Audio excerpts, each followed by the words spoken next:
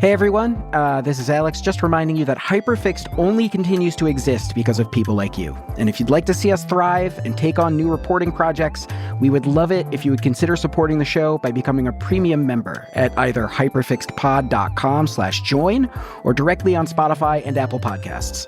We have bonus episodes that are not just extended interviews. There are entire stories that you will never hear on the main feed. You can join our Discord, and you can get discounts on merch and tickets for our live show. Speaking of the live show, it is in Brooklyn on September 11th, just a couple weeks from now, and we would love it if you could join us. Tickets are at tickets.hyperfixedpod.com and in our show notes. Thanks so much. Enjoy the show.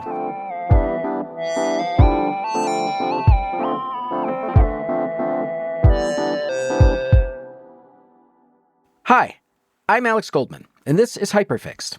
Each week on our show, listeners write in with their problems, big and small, and I solve them. Or at least I try. And if I don't, I at least give a good reason why I can't. This week, captive audience.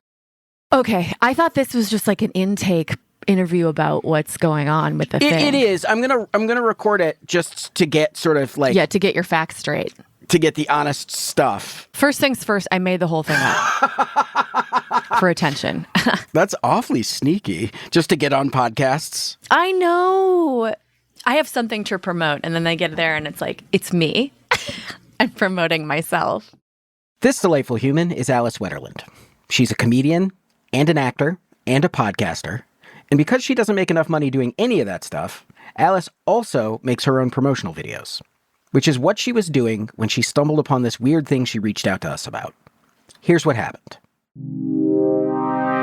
Okay, so I do a thing called Space the Game Show, which is a live and live streamed game show / comedy show, which is all about astronomy and space.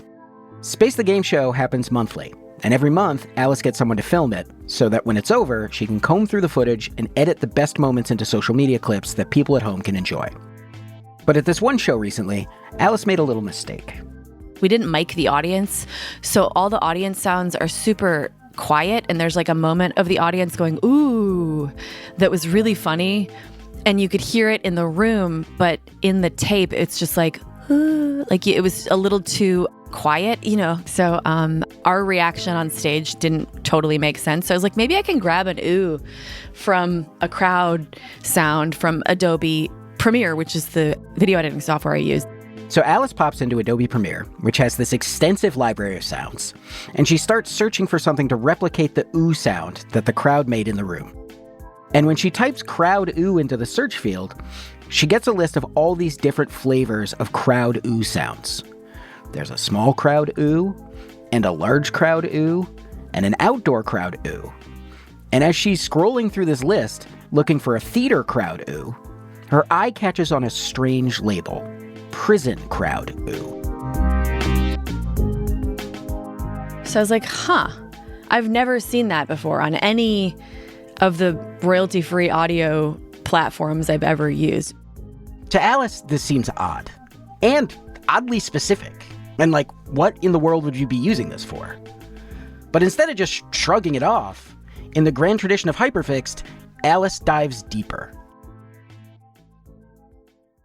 She runs another search to find out just how many of these prison sounds there are. And when she types the word prison into the search field, she discovers that there are over 100. Prison inmates react 4. Prison cell block 8. Prison cell block 4. Prison kitchen.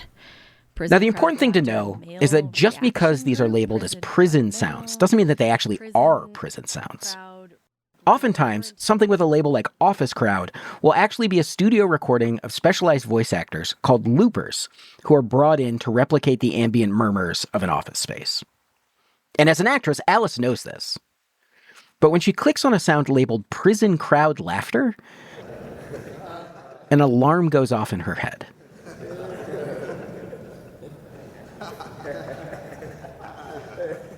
It doesn't sound like real laughter. And it also doesn't sound like the kind of laughter you get from professional voice actors in a studio.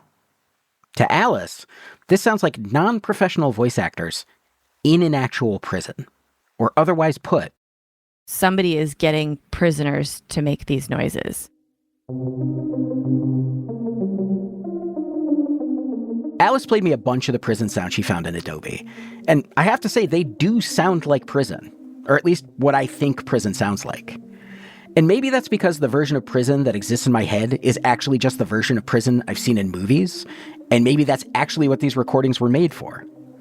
But the thought that these may be recordings of real incarcerated people being goaded to laugh on command for the sake of a sound library, that thought has been very troubling for Alice. You know, this is the kind of thing that seems like people would just not be compensated. I mean, no one's compensated in entertainment as it is, so why would they not go to this captive population to pump them for the resource of their humanity, their vocal exclamations? And who knows, you know, they could be sitting there all day, like, laugh, laugh. And it does feel like it's dystopian already that people are incarcerated, but it feels like it's extra dystopian. I mean, I can see ways in which, you know, they're like, hey, we'll give you guys $5 to stand around for an hour and fake laugh. Like, that's, you know, I would do that. But also, I can see ways in which this is probably really exploitative, where these are people who are literally captive, and they're just like, well, this is what you're doing today. Like, what are they going to do? Say no? You know? Yeah. So we have these mysterious prison recordings, or at least they're labeled prison and sound like they were made in a prison. What is it that you want us to find out about them? What are your questions? Okay. So first I want to know who made these recordings and what were they made for? Like, what was the context? And if it turns out that they're really recordings of incarcerated people, I want to know whether or not they were compensated for their work, how they felt about the experience of doing it. If they, I don't know. I mean, yeah, I just want to know, like, was this an okay thing? So, do you have any theories about how this might have happened? Like, what do you theorize is the situation that caused this? I mean, I think it's probably the man. Yeah, okay. Alice, thank you so much for giving us this question. I definitely want to figure out what's going on. Yeah, I'm interested to see what you find. Coming out of my conversation with Alice, I had a pretty good idea of how we were going to approach this one. But the road ahead seemed tedious. I knew that Adobe didn't make these sounds because that's just not one of the things they make. So it seemed like we were going to have to write them a letter asking if they would pretty please tell us who made these recordings. And then when they ignored that message, we'd have to find another way in and hope that the other way in would eventually lead us to the name of the person who made the recordings. I knew we'd get there eventually, but I also knew that we were probably going to spend a lot of time screaming into the void. And then someone on the team, arguably the least tech-savvy member of the team, said something that changed the course of our inquiry. I said, isn't there some kind of back-channel metadata way to figure out who made these audio files? And that's when I remembered. There is some kind of back-channel metadata way to figure out who made these audio files. And the reason I know that is because of a guy named John McAfee. If you don't know John McAfee by his first name, you almost certainly know him by his last. McAfee Antivirus was the first commercially available antivirus software for computers, and John McAfee was the guy who created it. But the reason we're talking about him is not because he created this software. We're talking about him because of what he did after that. In 2012, McAfee was named as a person of interest in a murder investigation. And instead of allowing himself to be questioned, McAfee went on the run. For 3 weeks, everybody was looking for this guy. Nobody knew where he was. And the thing that was especially crazy about this was that McAfee was not exactly keeping a low profile. The whole time he's gone, he's blogging, he's in constant contact with reporters, and eventually he gets so confident in his ability to evade police that he decides to give an in-person interview at his secret hiding place. McAfee invites this team of reporters to meet him at this luxury resort in Guatemala. They fly out, they interview him, they publish an article about his life on the lam, and shockingly, none of this is what ultimately gets him busted. What gets him busted is the photo that they publish along with the article. Because buried in this photo is a whole bunch of information called EXIF, or EXIF data. So when you take a photo using a digital camera or smartphone, there's certain pieces of technical information that automatically get saved into the photo itself. This is the EXIF data. It includes things like camera settings, the date, the time, and often it includes the exact GPS location of where the photo was taken. The thing is that because this data is hidden, a lot of people don't realize it's there. So when this photo of McAfee gets posted online, along with this snarky article about a top secret meeting in a top secret location, this one guy on Twitter takes it as a personal challenge. He opens up a special type of website called an EXIF viewer, which allows you to retrieve all the metadata that's hidden in an image. And within minutes, he has a map that shows the exact spot where McAfee's been hiding. After that, McAfee gets arrested, he's deported to the United States. Eventually, he's cleared as a suspect. And for most people, I think those are the most lasting headlines from this event. But for me, the highlight of the story was the EXIF viewer. Because until this, I had no idea there was so much information hiding in our files, or that there was a tool that could extract it for free online. It felt like real internet detective shit. And I remember that for at least a few years after this thing, I would invent different reasons to use it. But I think the reason I hadn't really thought about using it in this case is because I'd only ever used it on image files. I knew that it could be used for audio files, but I had no idea what kind of metadata would be available. Because unlike image files, audio files don't automatically save a lot of information about their creation. So when I ran Alice's audio files through the EXIF viewer, I wasn't expecting a lot. But what came back to me was an absolute goldmine. The EXIF viewer yielded pages and pages of information about these files. And as I'm flipping through these pages, the most striking piece of information is that all of Alice's prison sounds came from the same source. Hi, my name is Mark Mangini, and I'm a sound designer. That simply means that I am responsible for everything that you hear in a movie except for the music. It is my job to make sure the dialogue is perfectly intelligible and clear, that all the sounds that were missing during the filming on set or location are there and in place, and it's my job to design the sound of things that you've never seen or heard before if it's a science fiction or fantasy film. I know we have some very pressing questions for this guy, but before we get to that, I need you to know that Mark is not just a sound designer. He's widely considered to be one of the best sound designers in the world. He's won 2 Academy Awards, and he's been nominated for 4 others. And if you scroll through his IMDb, you'll see that he's worked on some of the best-sounding movies of the last 40 years, including Star Trek IV, The Fifth Element, and Mad Max Fury Road. What you won't see on his IMDb page, or at least what we didn't see, were any recognizable prison movies. So going into this conversation, we genuinely had no idea what these prison recordings had been made for. But the thing we quickly learned about Mark is that even when he's not on a movie project, he's always collecting sounds. You know, look, most great musicians don't not play their guitar or piano if they're not being paid to make an album. No, it's in your blood to make music. It's in my blood to make sound. And so I think about sound every day, and I look forward to doing it every day. As far as Mark's concerned, sound is the preeminent art form of the 20th century. And like the Mona Lisa or the Statue of David, Mark wants his sounds to live forever.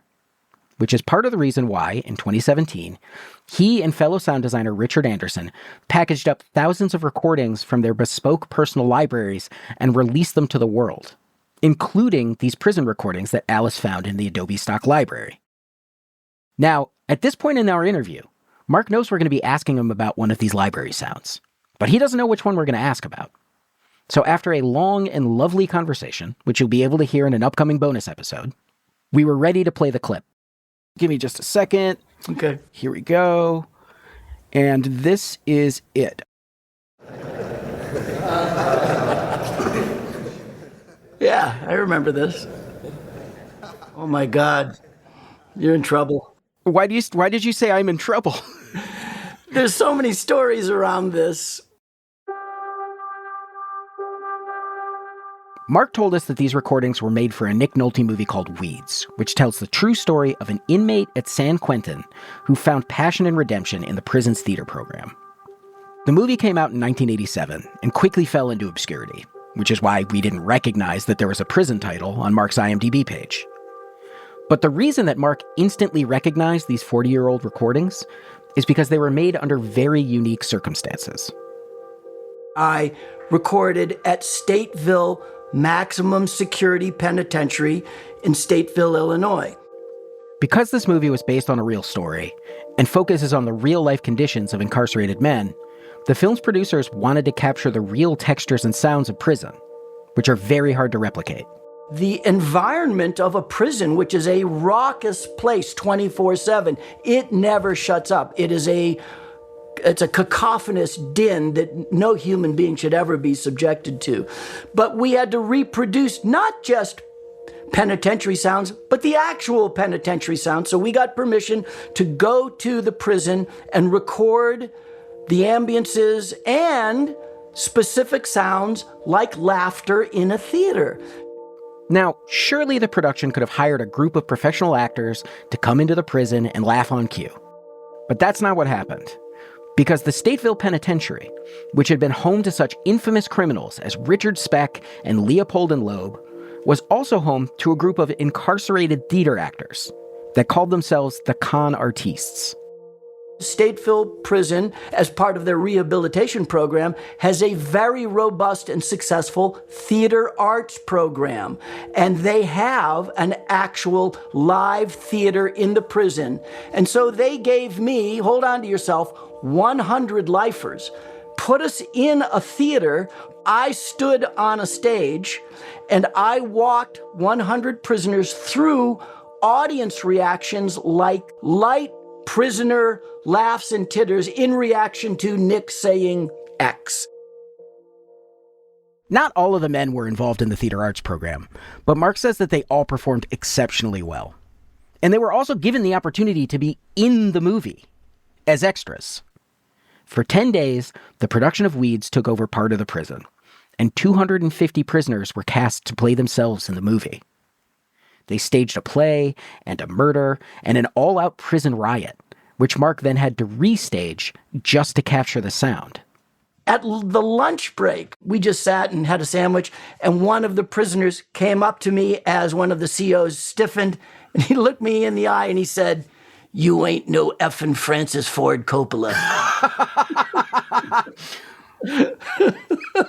Wow. He was right. For Mark, this whole thing was an unbelievably memorable experience. But obviously, we contacted him to ask a very specific question. And we had to know. Did it ever seem like these guys were being forced to participate? Did it seem like they were having fun? Or was it possibly some combination of the two? No, I think they were excited to do, and like they felt like they were making a movie. I think the tedium of a maximum security penitentiary is unfathomable. This was like a dream, I think, for some of these people. And in fact, after the first day, we wrapped up and most of them disappeared, and one of them lingered and he wanted to talk, and he told me how much fun he had. And I think this is a testament to them as actors and the success of the people who are teaching in that theater arts department, because all I simply said is, okay, here's what I need from y'all. Do whatever feels natural, and it's going to be great. And you'd think that the minute I said action, everybody would take the cue and they'd all make a little giggle or a laugh at the same time. But they had this innate sense of timing that was quite unexpected. And that is an unedited cue. I just said action, and you heard, ha, ha, ha, ha, ha. And it was beautifully laid out as if I had physically edited those into those little individual spots. It was natural. Wow. Okay. No prisoners were harmed in the making of this motion picture. Mark, thank you so much. I really appreciate your time.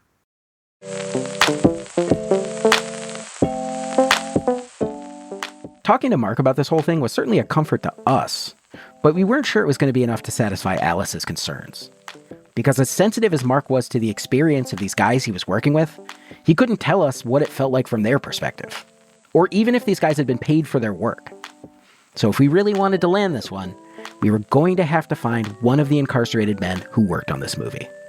At that time, I was N12470. That was my prison number. That's after the break.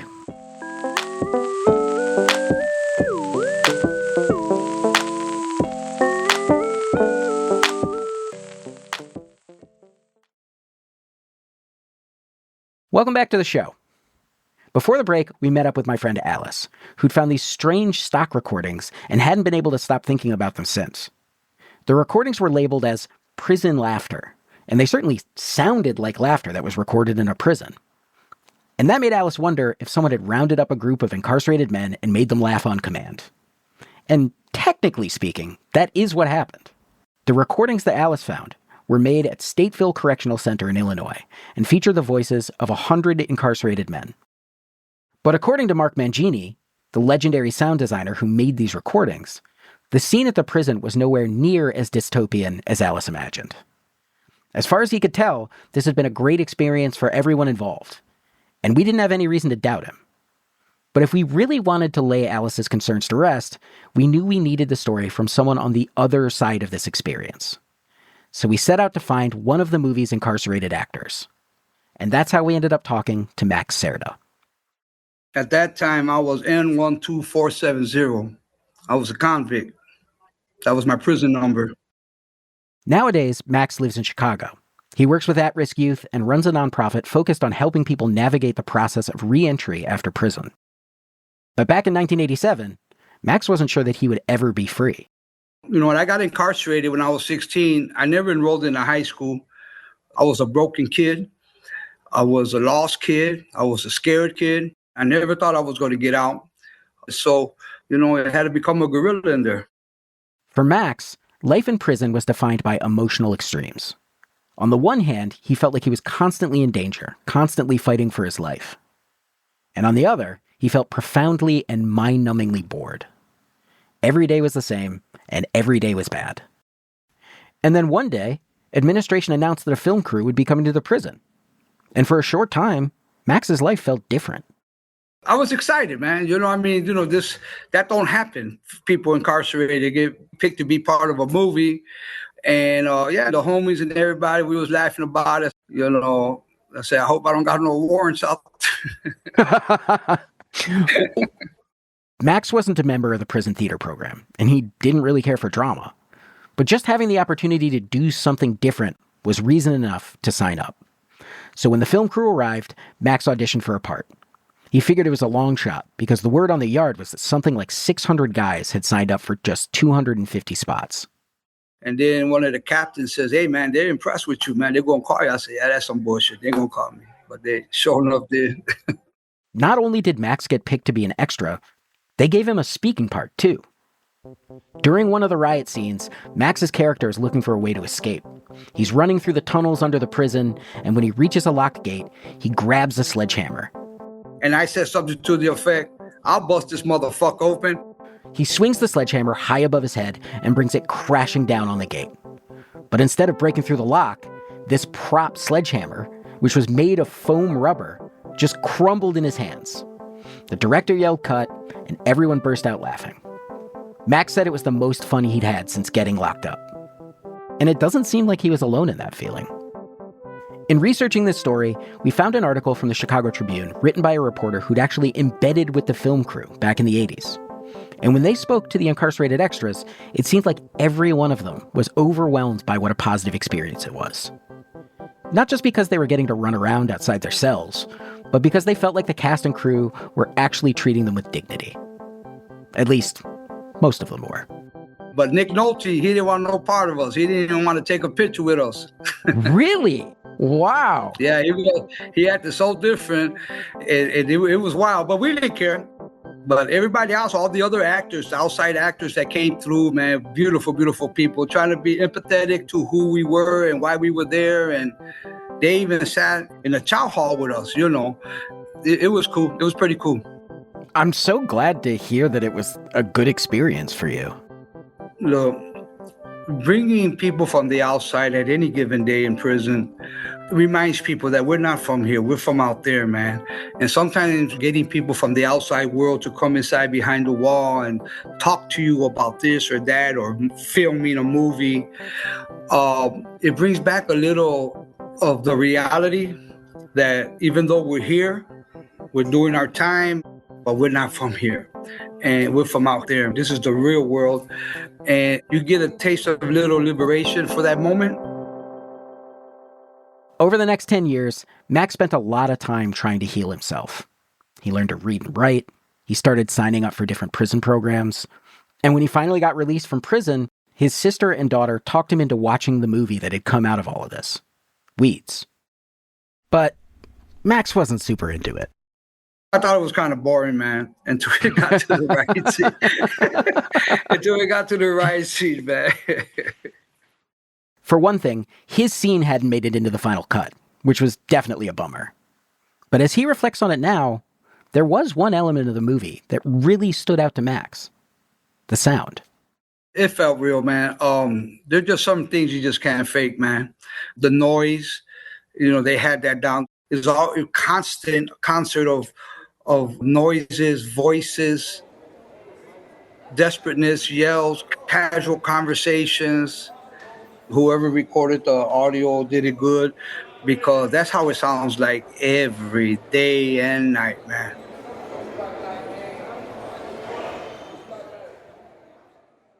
After talking to Max, we felt ready to go back to Alice with our answer to her question.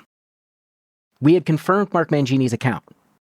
The experience had been voluntary, and at least for Max, it was one of the few bright spots from his time in prison. As for compensation, Max told us that he was paid about $700 for his speaking role, which he used to pay for his son's baptism.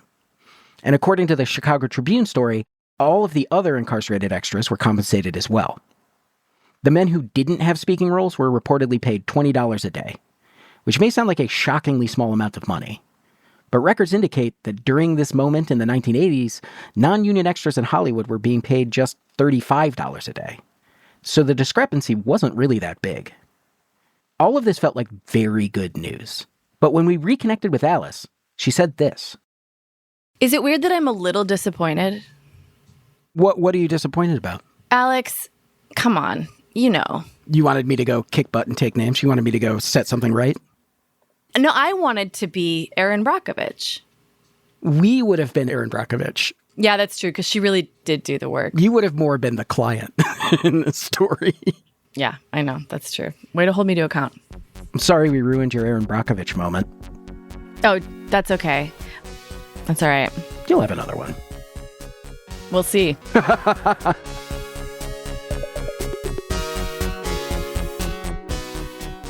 This episode of Hyperfixed was produced and edited by Emma Cortland, Amor Yates, and Kat Schucknecht. Our engineer is Tony Williams. The music is by the mysterious Breakmaster Cylinder and me. Tonight, August 27th, the day this episode comes out, Alice Wetterland will be hosting Space the Game Show, the comedy game show that kicked off this whole investigation, live. The show is at 8 p.m. You can attend in person at the DSP Studios in Los Angeles or watch the live stream. We'll have all the details in the show notes. One more reminder, Hyperfixed is doing a live show in New York on September 11th, 2026 at Roulette Intermedium in Brooklyn. You can buy tickets at tickets.hyperfixedpod.com.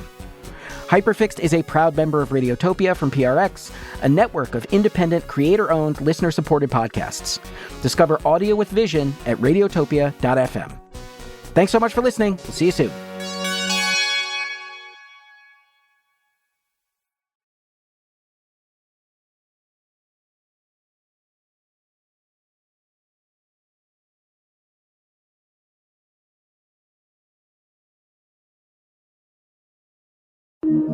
Radiotopia.